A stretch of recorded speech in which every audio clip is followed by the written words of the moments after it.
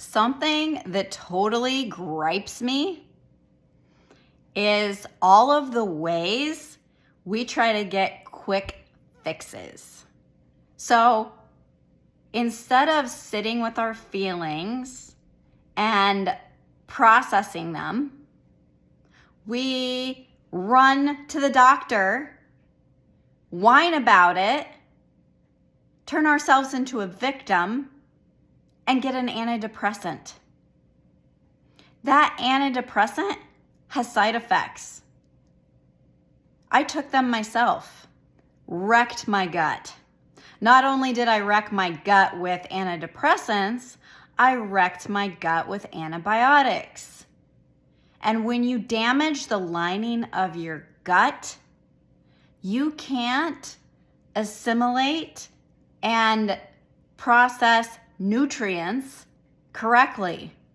And what happens is little holes get poked in the lining of your digestive tract, and food particles, they come out of the tract and they attack other healthy cells in your body. You get brain fog, you get fatigue, you get IBS, digestive issues galore, whether it's constipation or diarrhea.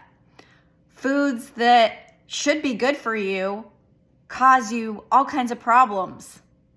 Avocados, they're so healthy. I can't eat them.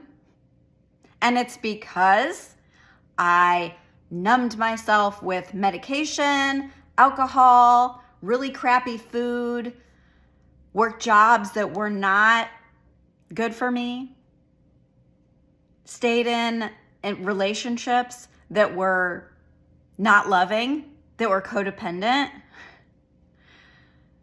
I abandoned myself to fit in with society, to fit in with everyone else.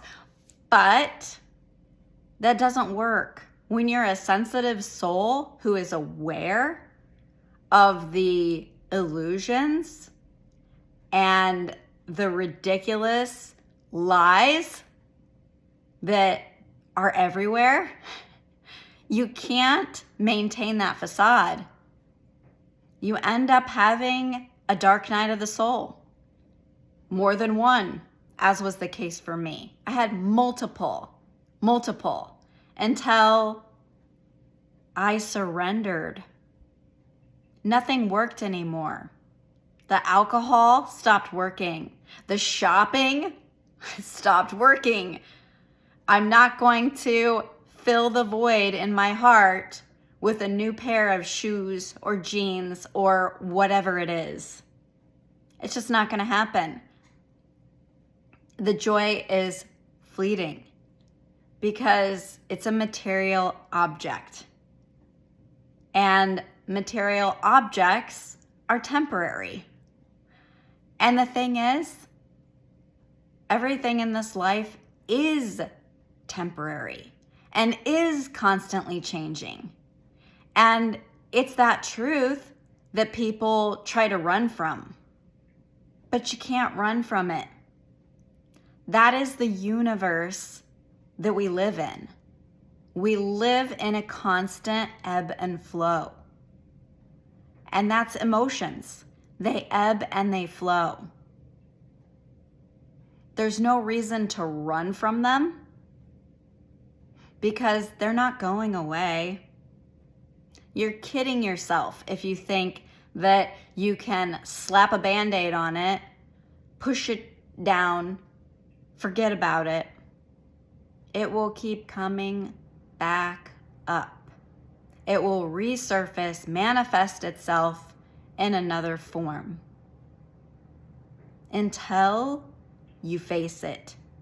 And so many people, they don't face it, and they are creating the very circumstances that they complain about because they won't look at the truth, that they're the cause.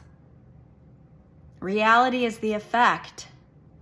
It's because they're not processing their emotions. It's because they continue to choose things that are not in alignment.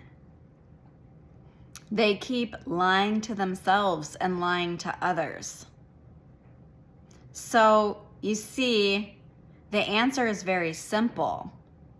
It's radical honesty with self-responsibility in a loving way, not in a critical, harsh way, not reprimanding yourself like a parent or a teacher or some other authority figure may have done.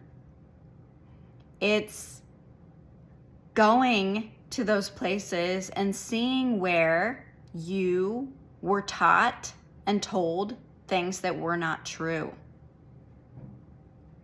It's because people believe in their unworthiness, because their parents believed in their unworthiness. Children are sponges. They pick up on what's around them, and they are programmed. So from birth to age 7, your subconscious is wide open. And what you learn in those formative years creates the foundation for the rest of your life, until you realize that that's how it works. And then you take the responsibility as an adult to reparent yourself, to see where your needs were not met, to see where your development was stunted, to see through all the lies that you were told, to see how you learned to accept gaslighting from others, and you abandoned yourself in order to earn love. Your parents and other people, they can't give you what they don't have. They did the best they could with what they knew. And what they knew is what they were taught, and so on and so forth. That is the way that it is. Blaming other people is not the answer. That doesn't mean that you don't acknowledge a person's level of consciousness. You do. You absolutely discern. You see their divinity, but you also see where they're at. And you don't try to heal them or fix them, because in doing that, you put yourself right back into a codependent role. And it's interdependence that we want. We want to support each other and be in community with each other, but also be sovereign, be individuals with our own perspectives. Because the truth is, we all see things differently. There's no one absolute way to live. Everyone has different needs. Everyone has different likes and dislikes. So it's all about letting go of conformity, of having a herd mentality, of contorting ourselves to fit in with what we don't fit in with. Because that is self-abandonment. If you're not being true to yourself, you're not being true to others. You're living a lie. And that is never sustainable. It's why people turn to drugs and alcohol. It's why all of the addictions exist. It's extremes, because people are operating from their ego. And the ego is for functioning.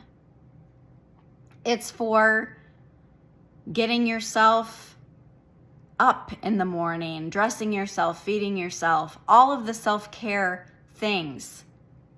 The ego is part of that. The ego is not in charge of your life. Spirit is. There is a source, a higher power that connects every single one of us. So, knowing that we're all united, that we're all connected, there's no separation between you and another or God, that's an illusion. It's an illusion so that we can grow as an individual perspective. But when we feel like we're all alone in the world, then we grasp, we cling, we attach. And attachment is not love. Attachment is obligation. And it happens in families, in relationships. You enmesh with someone. And what that means is you take on what doesn't belong to you. People don't know what boundaries are. Healthy boundaries are loving. While we're all connected, we have to separate ourselves with having boundaries, because you can't take on the pain of someone else. That pain lives inside their heart and their mind, their soul, and it's their lesson. That's what they came here to learn and to grow through. And you enable dysfunction when you believe it's your job to fix, to shelter your children, to be a helicopter parent, to prevent them from experiencing similar or the same mistakes that you have. You don't want people to suffer, but they chose their lot the same as you did. You have to focus on growing through what you came here to grow through. And that's how you help heal others. You see their divinity, because it's actually really disrespectful to believe that you can somehow fix someone else. Because the truth is, they're not broken. You're not broken. It's just faulty belief systems. It's conditioning. And you can't recondition another person. They believe what they believe. They see what they see. They know what they know. So you accept it. You accept yourself. You accept others. And you love people.